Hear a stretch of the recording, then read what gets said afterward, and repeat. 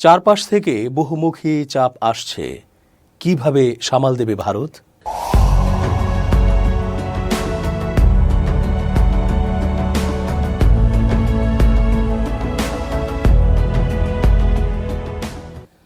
আসসালামু আলাইকুম। প্রিয় দর্শক, আশা করছি আল্লাহ পাকের রহমতে ভালো আছেন। চেঞ্জ টিভির আন্তর্জাতিক চোখ অনুষ্ঠানে আমি এস.জি. রতন স্বাগত জানাচ্ছি আপনাদের সকলকে। ইন্টারন্যাশনাল বেশ কয়েকটি দায়িত্বশীল ফ্যাক্ট চেক সংস্থা জানিয়েছে, ভারত এর চারপাশের প্রতিবেশীদের প্রতি বিভিন্ন ইস্যুতে গুজব ও মিথ্যে প্রচারণা চালাতে ওস্তাদ। সংস্থাগুলো ভারতের মাধ্যমে প্রচার হওয়া বিভিন্ন সংবাদ, ছবি ও ভিডিওগুলো পাশাপাশি সাজিয়ে সত্যিটা প্রকাশ করে ভারতের তথ্য প্রচার জালিয়াতির খবর প্রকাশ করছে। রাজনীতি বিশেষজ্ঞরা জানাচ্ছেন, মোদী সরকার তাদের হিন্দুত্ববাদী রাষ্ট্র ব্যবস্থার মাধ্যমে নিজেদের বহু মতাদর্শী রাষ্ট্রের ভাবটাকে নষ্ট করছে। ফলে ভারতের উদারপন্থী মানবতাবাদী মানুষগুলো মোদী সরকারের ওপর যার পর নাই রুষ্ট। ভারতের ব্যবসা প্রতিষ্ঠানের মালিক, শিক্ষক শ্রেণী, ঊর্ধ্বতন প্রাক্তন আমলারা, বুদ্ধিজীবীরা বারবার বলার চেষ্টা করছেন মোদী আসলে ঘৃণা ছড়াচ্ছে। বাংলাদেশ থেকে নানা প্রয়োজনে মানুষ ভারতে এসে কাজ করে যায়, ফলে তাদের অর্থনীতির চাকা সচল থাকে। তাছাড়া ভারত, বাংলাদেশ, পাকিস্তান একটি বৃহৎ অঞ্চল, যেখানে নানা পক্ষের স্বার্থ ন্যায়ভিত্তিক থাকলে বেশি লাভবান হয় ভারতই। এরপরও হিংসা ও ঘৃণা ছড়ানো কেন হচ্ছে? মোদির কাছে তার জবাব চাইছেন তারা। এমন অবস্থায় ভারতের প্রতি বহুমুখী চাপও তৈরি হচ্ছে। ফলে ভারতের চারপাশে থাকা প্রতিবেশী রাষ্ট্রগুলো থেকে একরকম নিষেধাজ্ঞাতেই যেন পড়তে যাচ্ছে ভারত ভূখণ্ডটি। বিশ্লেষকদের মতে রাজনীতি এবং কূটনীতির রসায়ন স্বতন্ত্র। আদানি সহ নানা ইস্যুতে আমেরিকার সাথে ভারতের সম্পর্কের ফাটল ধরেছে। গত মাসে যুক্তরাষ্ট্রের প্রেসিডেন্ট নির্বাচনে ট্রাম্প জয়লাভ করার পর ভারত যেভাবে উচ্ছ্বাস প্রকাশ করেছিল, গত কয়েকদিন ট্রাম্পের ভারত বিরোধী বক্তব্যে সেই উচ্ছ্বাস অনেকটাই ফ্যাকাশে হয়ে গেছে।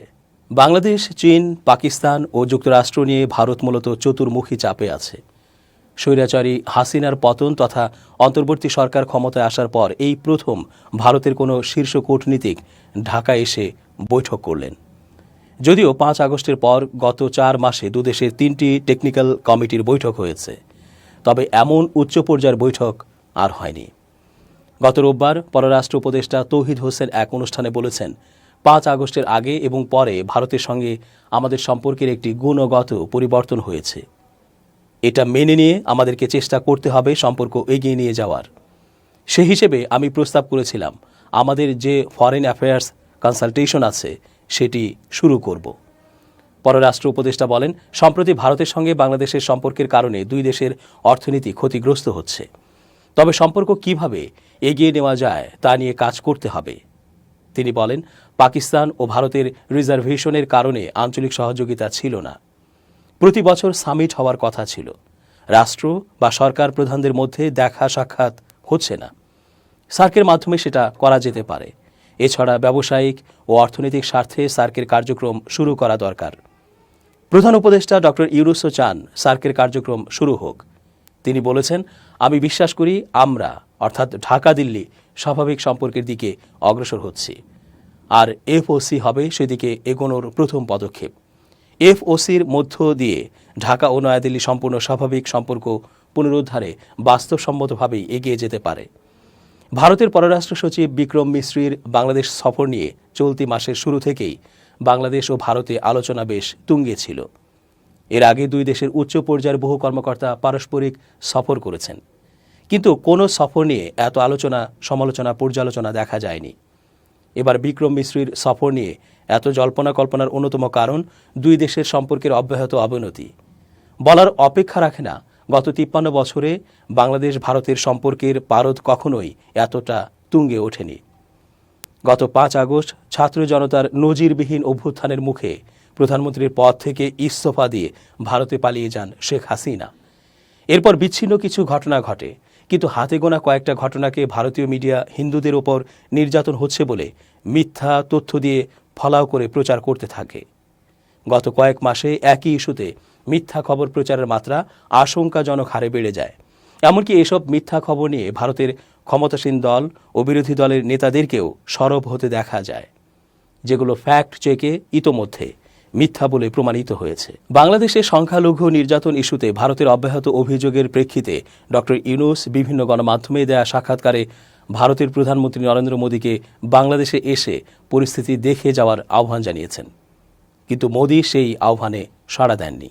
তবে গত 4 মাসে দুদেশের মধ্যে 3টি টেকনিক্যাল কমিটির বৈঠক হয়েছে, কিন্তু সম্পর্কের উন্নতি হয়নি।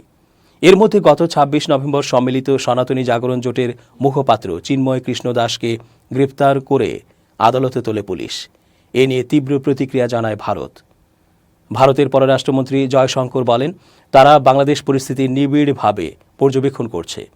এরপর বাংলাদেশে ভারতের পতাকা অবমাননার ভিডিও ছড়িয়ে পড়ে সামাজিক যোগাযোগ মাধ্যমে। এ নিয়েও তীব্র প্রতিক্রিয়া সৃষ্টি হয় ভারতে। পশ্চিমবঙ্গের কয়েকটি হাসপাতাল ও চিকিৎসকেরা বাংলাদেশ থেকে যাওয়া রোগীদের চিকিৎসা করবেন না বলে ঘোষণা দেন। পশ্চিমবঙ্গের মুখ্যমন্ত্রী মমতা বন্দ্যোপাধ্যায় গত 2 ডিসেম্বর বিধানসভার অধিবেশনে বলেন, বাংলাদেশে সংখ্যালঘু নির্যাতন সহ সামগ্রিক পরিস্থিতি নিয়ন্ত্রণে আনতে জাতিসংঘের শান্তিরক্ষী বাহিনী পাঠানো উচিত। এজন্য ভারতের কেন্দ্রীয় সরকারকে উদ্যোগ নেওয়ারও আহ্বান জানান তিনি। এছাড়া আগরতলায় বাংলাদেশে মিশনে গত 2 ডিসেম্বর উগ্র হিন্দুত্ববাদীরা হামলা চালায়। এ ঘটনায় তীব্র ক্ষোভ জানায় ঢাকা। এসব ঘটনায় 2 দেশের মানুষের মধ্যেই তীব্র ভারত বিদ্বেষ ও বাংলাদেশ বিদ্বেষ চরম আকার ধারণ করেছে। অবনতি হয়েছে কূটনৈতিক সম্পর্কেরও। 5 আগস্ট হাসিনা সরকারের পতনের পর গত সেপ্টেম্বরে জাতিসংঘের সাধারণ পরিষদের সাইড লাইনে ডক্টর মোহাম্মদ ইউনূস ও নরেন্দ্র মোদীর মধ্যে বৈঠক করতে অনুরোধ করেছিল ঢাকা, কিন্তু দিল্লি ওই অনুরোধে সাড়া দেয়নি। কূটনৈতিক বিশ্লেষকদের ধারণা, চতুর্মুখী চাপের কারণেই ভারত মূলত কোণঠাসা হয়ে পড়েছে। বিশেষ করে ইউনূস সরকারকে যুক্তরাষ্ট্রের সমর্থন, চীন ও পাকিস্তানের সাথে বাংলাদেশের সম্পর্ক উন্নয়নের গতিতে অনেকটাই একা হয়ে পড়ছে ভারত। সেই চাপ থেকে মুক্ত হতেই ভারত এফওসির মাধ্যমে আলোচনার দরজা উন্মুক্ত করার প্রাথমিক পদক্ষেপ শুরু করতে চাচ্ছে। বাংলাদেশের সঙ্গে সবচেয়ে বড় সীমান্ত রয়েছে ভারতের পশ্চিমবঙ্গের। ওই রাজ্যের মুখ্যমন্ত্রী কয়েকদিন আগে স্থানীয় এক টেলিভিশনে দেয়া সাক্ষাৎকারে বলেছেন, আমি বাংলাদেশের অভ্যন্তরীণ বিষয়ে নাক গলাতে চাই না, তবে বাংলাদেশ সীমান্তে যদি কেউ আগুন লাগায় তবে বিহার, উড়িষ্যাও রক্ষা পাবে না। আমি চাই আমাদের প্রতিবেশীরা আমাদের সঙ্গে শান্তিতে বাস করুক। আন্তর্জাতিক সম্পর্ক বিশ্লেষক প্রফেসর ইমতিয়াজ আহমেদ বলেন, এই মুহূর্তে বেশ কয়েকটি বিষয় গুরুত্বের সঙ্গে দেখতে হবে। এর মধ্যে ভারতের মিডিয়া যে নিউজ দিচ্ছে সেটা কিভাবে থামানো যায়। প্রয়োজন হলে ভারতের মিডিয়া টিম বাংলাদেশে আসতে পারে, সেটা পররাষ্ট্র সচিবের সঙ্গে না হলেও আলাদাভাবে আসতে পারে, সেই সুযোগটা তৈরি করা। তাহলে যে নেতিবাচক খবর হচ্ছে সেটা হয়তো থামবে। প্রফেসর ইমতিয়াজ বলেন, 2 দেশের উচ্চ পর্যায়ের মধ্যে যদি কথাবার্তা শুরু হয় তাহলে 2 দেশই বুঝতে পারবে কোথায় কাজ করা প্রয়োজন।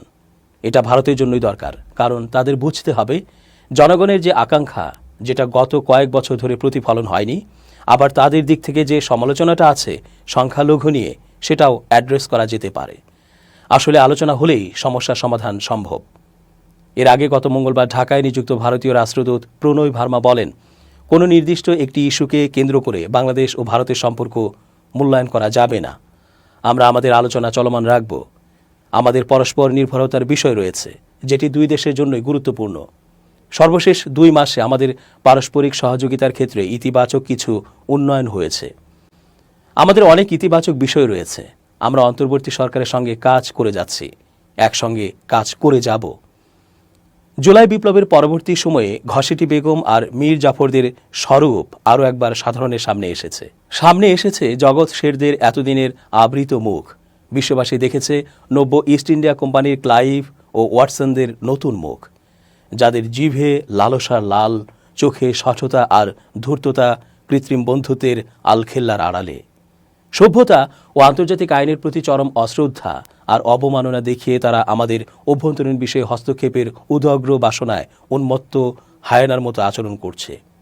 তাদের অনুগ্রহে আমাদের স্বাধীনতা, তাদের দয়ায় আমরা খেতে পড়তে পারছি, এমন বকবকানিতে কান ঝালাপালা। বাংলাদেশকে অকার্যকর হিসেবে প্রমাণের জন্য তারা সর্বশক্তি নিয়োগ করেছে।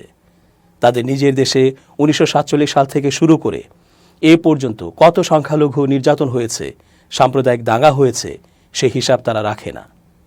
মনে পড়ে যখন সংখ্যালঘু রমণীকে প্রকাশ্য দিবালোকে বিবস্ত্র করে গণধর্ষণ করে হত্যা করা হয়, সারা বিশ্ব যার প্রতিবাদে সরব হয়ে ওঠে, তখন প্রগতিবাদী ওই দাদা বাবুরা একেবারে বাবু বাচ্চা সুবোধ। তারা যখন দেশের হাজার বছরের প্রাচীন স্থাপনাগুলোকে তাদের উপাসনালয়ের ওপর নির্মিত বলে দাবি করেন, তখন সংখ্যালঘু অধিকার, সামাজিক সুরক্ষা এসব কেবল বাত কি বাত হয়ে যায়। একই সাথে কানাডায় যখন দাদা বাবুদের ওপর বিধি নিষেধ আরোপ করা হয়, তখনও প্রগতিবাদীরা চুপ। দর্শক, আজকের মতো শেষ করছি এখানেই। ধন্যবাদ।